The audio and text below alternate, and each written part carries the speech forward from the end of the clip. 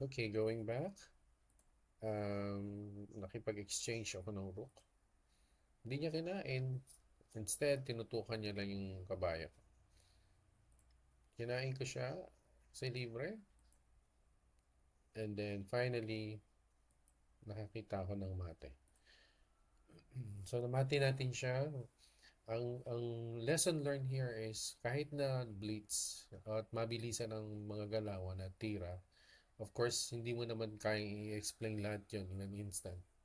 Kasi mga decisions na katulad ng ganito, 3 minutes lang, you have to use your gut feeling or skills in order to win the game. So, I hope na may natutunan kayo dito sa ating video.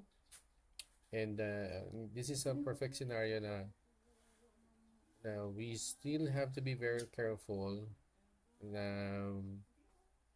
at mag-ingat kahit na blitz or mabilis ang laro. In this case, instead na matatalo na ako, I only have 14 seconds left, nanalo pa rin dahil nakakita ng mating attack. So, tumaas ang rating natin from 1529 plus 18. And salamat sa ating opponent na binigyan niya tayo ng chance. Good game. Nibram 11, thank you so much to you.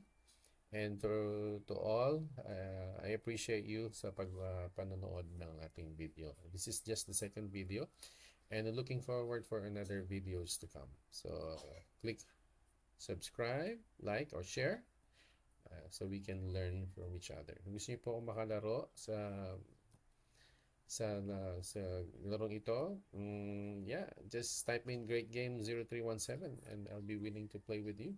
So see you next time. Have a great day. Bye-bye.